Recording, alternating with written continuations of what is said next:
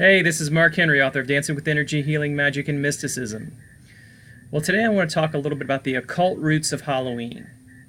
Now, when we think of Halloween, we think of parties, we think of trick-or-treating, we think of costumes, we think of fun, fright, and corn mazes, along with haunted houses, all that fun stuff. But there is a deeper aspect to Halloween. On a personal note, I believe that Halloween helps balance our American calendar out. How? Because if you look at the extent of our holidays, we have Christmas, we have Easter, we have Thanksgiving, along with other holidays of light, but we only have one that acknowledges darkness, which is Halloween. With the exception of down here in Louisiana, we have Mardi Gras, which I would consider also kind of maybe like a shadow aspect of the holidays. But I think that what Halloween does is it takes our masks and puts them out in the open. I believe that's really what costumes are about. It's a kind of an acknowledgement of, okay, we're taking this, we're putting it out here, we're looking at it. It can be a very therapeutic type of thing. When we don't acknowledge our own darkness, when we have a hard time looking at it or being afraid of it, then that's how we can kind of get into trouble. If you look at people who are serial killers, they don't think they're doing anything wrong. They're not in touch with their own darkness. Their darkness is the light. They can't differentiate. So I think that Halloween, if used appropriately, is not something to be afraid of, like I think a lot of Christian churches are. They try to not really work with that. But I've always loved Halloween kind of on a personal level. In fact, I always dress up every year. Tomorrow I'm going to be Otis Driftwood from House of a Thousand Corpses, so that should be a lot of fun. But in any case, I just want to let you know that there is kind of a deeper aspect to Halloween. Now, if we start to talk about the occult roots of Halloween, we know that the Celts celebrated Samhain on October 31st. Some say it could be the first full moon of Scorpio, but it's kind of understood that it was around this time period, predominantly on October 31st. And what they would do, depending on the country, they might practice divination, magic, they would light bonfires.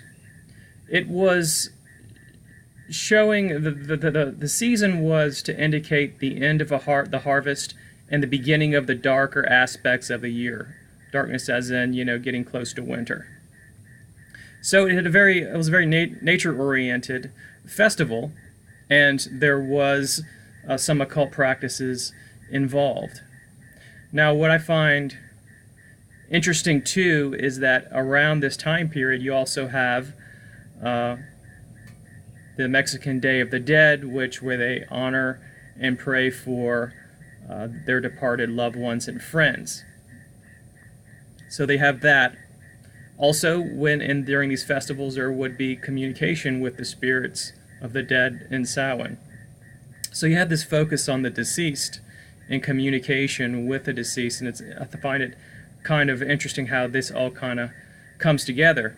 Not to mention that in Catholicism there are other holidays at this time, not necessarily for spirit communication, but there's All Saints' Day right after October 31st.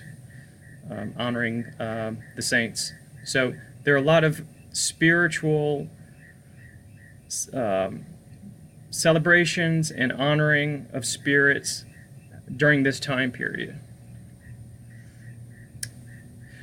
Now, when we're also talking about this, how can you make the most of this time period?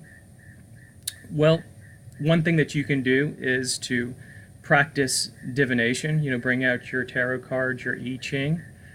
If you don't don't feel like you are skilled enough to do that, you can certainly go to someone who can, a psychic reader.